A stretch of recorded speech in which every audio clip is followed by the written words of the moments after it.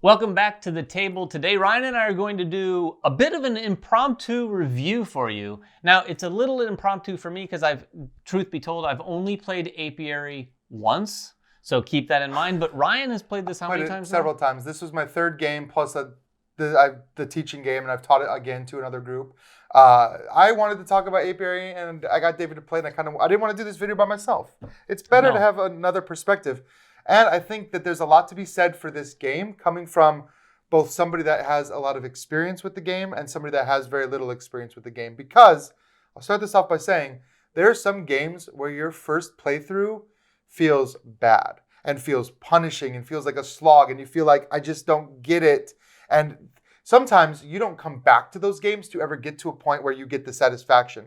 I don't think that's ever going to be the case here. I think even on your first play, you get the same amount of satisfaction as somebody that's been playing it. Yeah, and I want to talk about this a little bit because if you watch the channel at all, you probably gathered this about my tastes. And that in and of itself is one of the things that factors into how I rate a game. Heavier games are generally going to take that first play to kind of wrap your head around it. To me, and I know this isn't for everyone, I'm not suggesting it is the case, but what makes a good game for me, and I think to some degree in general, is a barrier to entry that allows people to enjoy it a lot the first time they play it. And spoiler alert, that's going to factor in heavily for me on this because after my first play, I can already tell. Now, and again, I haven't played this game more than once, but I've played enough games to know that after my first play, this game is doing a lot of the things that I really enjoy, and its cycle and its flow are just somewhat magical, quite frankly. I mean, during our first play, I was sitting here as we played, just imagining to myself, wow, this is just, it's pushing all the right buttons for me. Everything, as I play a game for the first time, everything that would come up that were like, is it hitting this benchmark? It was doing it before I asked myself the question. Yep. And that to me, for the year 2023, this game is at the top when it comes to that for me in terms of like just really just answering that question saying, yeah, you're having fun. Yeah, you're having fun. Right, and I think that's the key. And we're not really here to teach the game. There's videos out there. You can watch Rodney's video to learn the game, which is what David did even. I did. And we did a live stream if you want to see what some of the gameplay actually looks like. But I will talk about that basic idea of the worker placement is that these bees that you have, which first of all, the fact that it's space bees is a theme that I love. But that aside, whatever, theme is theme. That satisfying mechanic of like you place a worker and then that worker can get bumped or recalled. And if you get bumped, you can level it up to the next level and then get ready to use it again. Or if you recall, you pull back all your workers, you level all of them up, and then you trigger all of your income buildings, which is in and of itself this very satisfying turn that you can take. But that whole action of getting your guys bumped, having to bump your opponent's guys, and then when they become a 4, they like basically hibernate, you lose them, and you get a big hibernation bonus. But then you lose your 4, and you kind of have to reset, a la like Teotihuacan. And that is such a satisfying loop. I mean, every decision there feels very meaningful. And each die phase, it's not just about getting to 1 to 4. The 4s give you a super version of the action, but even a 3 is going to give you a better version of the action than the 1. So you're actually feeling your actions get better as that cycle happens. Yeah, I was expecting a little bit of that Luke Laurie type magic. This is a designer, Connie Vogelmann, who I have to imagine is a fan at the very least. I don't want to suggest at all, though, that this is kind of a carbon copy of a Luke Laurie's type design. It does have some of those similarities, and I think one of the things that Connie did in this design is I didn't expect that bumping cycle to feel so satisfying in and of itself, because it's one thing to put workers out in a normal worker placement game. Everyone puts them out, everyone pulls them back at the same time, you get your stuff. That's that. Then there's putting them out and pulling them back whenever you want and getting out of sync with other players, which yes, you are doing in this as well. But the other thing is that bumping.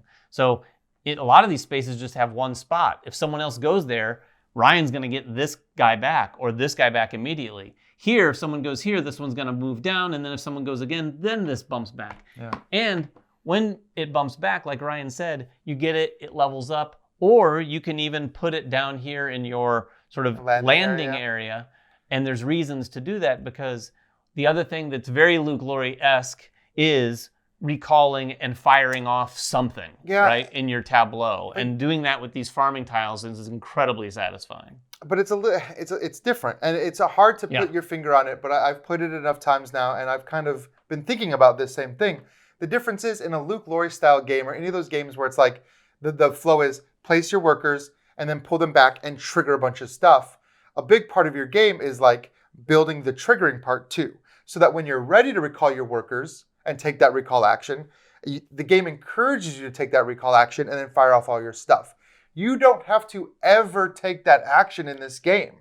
If you can find ways to keep your guys bumping and keep replenishing your supply with this grow action and getting new guys, you can play a game where you don't do that. And in fact, I only ever had one building in our last game that I fired off, whereas in a previous game, I had a board full of them, and I was pulling back 4 guys at a time and firing off 4 different income buildings.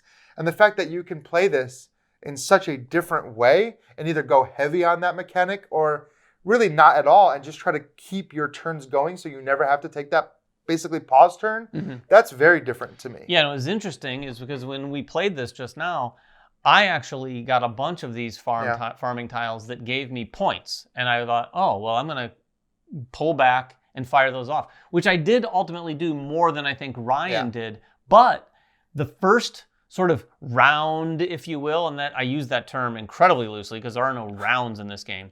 But the first time I pulled back, it was a long time before I pulled back because I kept getting my bees back. And I was having fun doing that. And typically in a game like this, I'd be like, well, this is fun. And I'd totally forget that I wanted to pull back to score these points. Now, eventually, I did have to pull back. And I think it will ultimately generally happen. You'd have to really magically navigate this game to never pull back. I don't think that's possible. But when you do pull back, and I was like, oh, I'm getting 4 points when I do.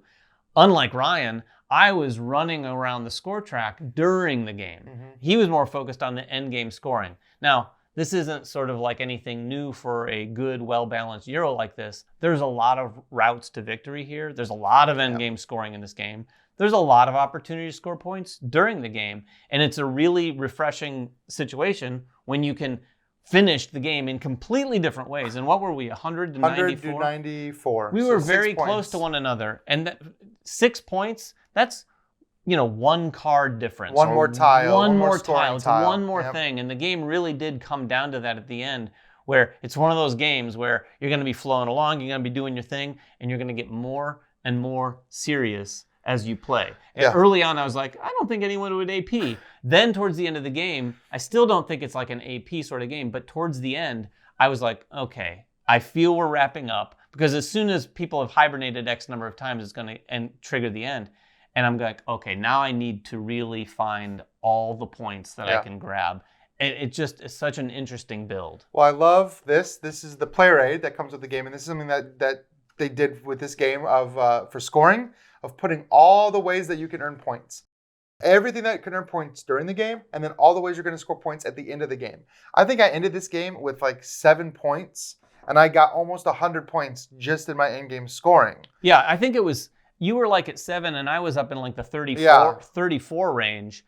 And then he closed the gap, he passed me, and then I kind of caught up a little bit on the last couple things, but still it was very close. Let's talk about scoring. Let's because there are so many different things that score, and this is again for me one of the things that makes this game very satisfying. You are building out a hive, and there's this hive board, and if you can fill it, you get points. So you're kind of encouraged to fill it. Every hive board is unique. There's different spaces. If you cover, you get different benefits. I had one where if I place things, they're cheaper. David had one where if he places things, they get stuff. There's some other ones that have powers and stuff that unlock. So you're encouraged to fill this out, but there are 4 different types of tiles.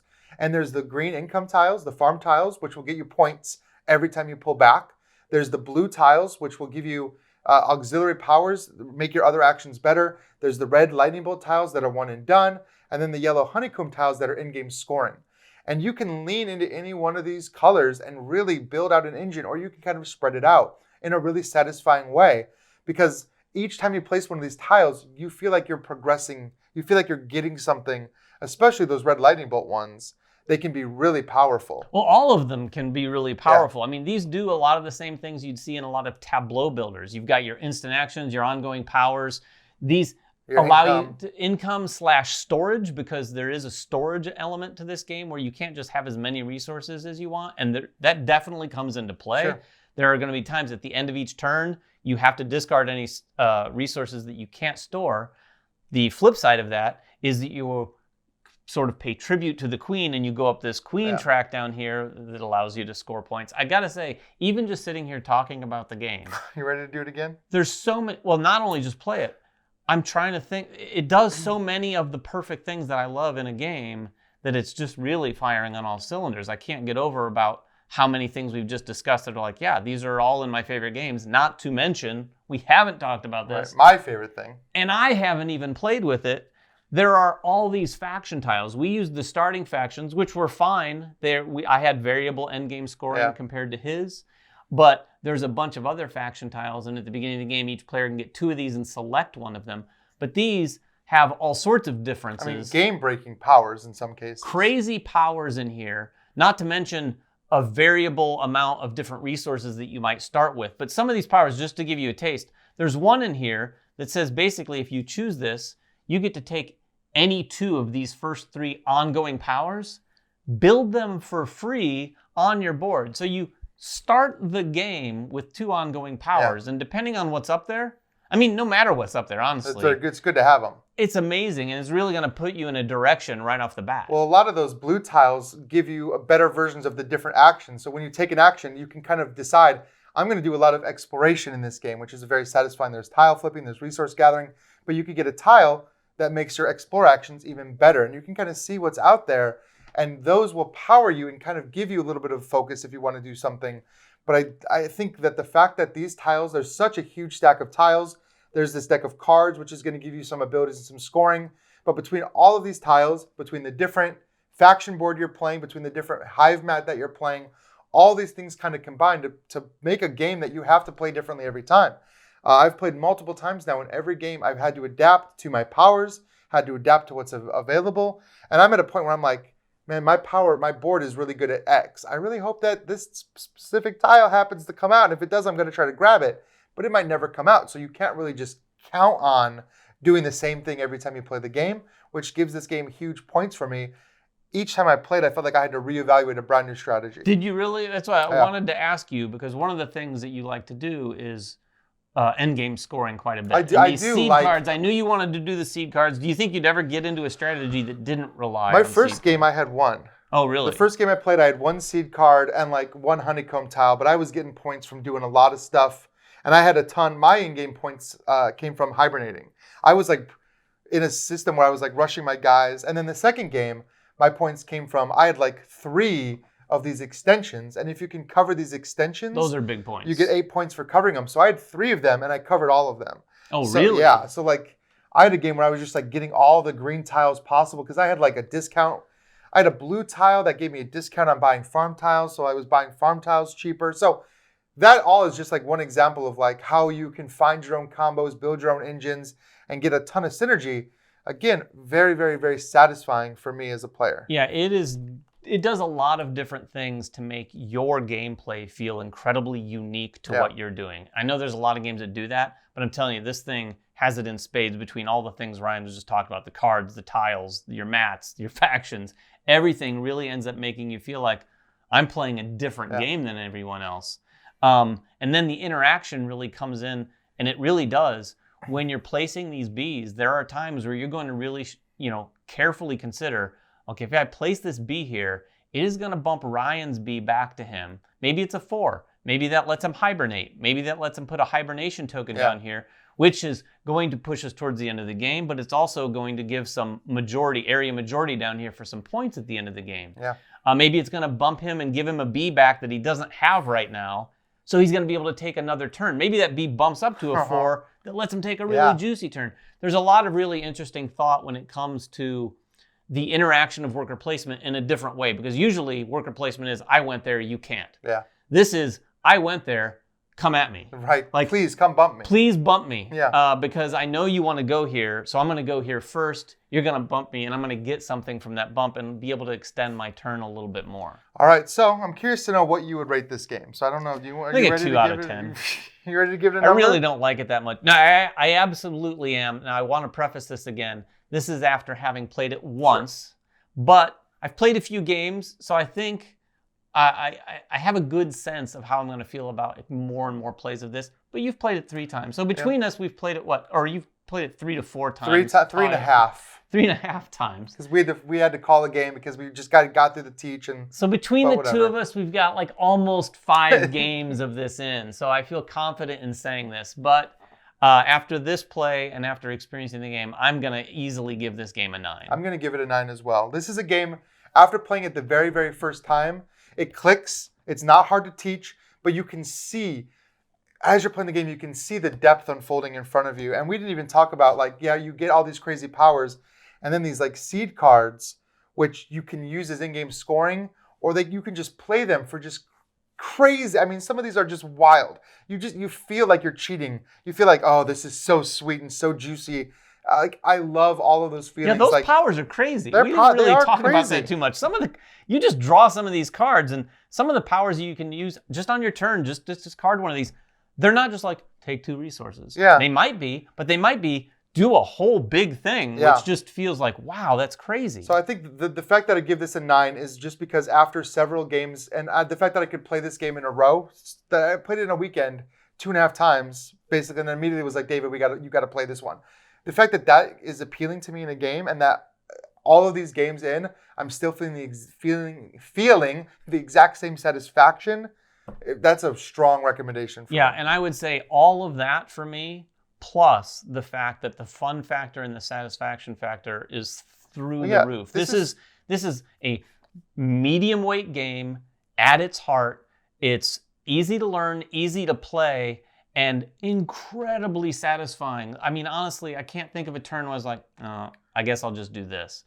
That didn't happen in this game. I think we have this conversation a lot between us, and it's rare, honestly. It's rare for us to find a sweet spot game like this. That does both. That does both, because I like the planning. Games. I like the planning, and I like games that encourage you to have a plan and fulfill that plan and work towards that plan, which you can do.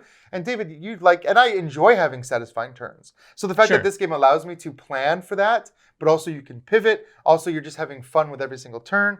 That's a rare game. Yeah, and I don't hate the planning. No, I can do without it. It's not your favorite. I can do without it, but I love satisfying turns, and I love fun. And this game kills it on all those respects. So yeah, that is it. 2 9s from us here. We'll have to see what the rest of the crew thinks. Yeah. Emily hasn't played it. Jeremy, I know, thinks quite highly of it. Jeremy loved it too. He played it before we did, and I think he played it like all weekend, like 4 games of it solo. I mean, I cannot wait to try the solo mode for this. Yeah, so I think you should expect to see Apiary climb into at least of a few of our top 10s at the end of the year. I think that. Across the whole YouTube industry, we're going to see it in a lot of top 10s. I do think that will be the case. As long as people get to the table and give it a try before that time comes, I think we'll see that for sure. If you have any questions about the game at all, though, please make them in the comments below. We'll enthusiastically get down there and answer whatever we can. Until next time, make sure everyone has fun at the table, and we'll see you then.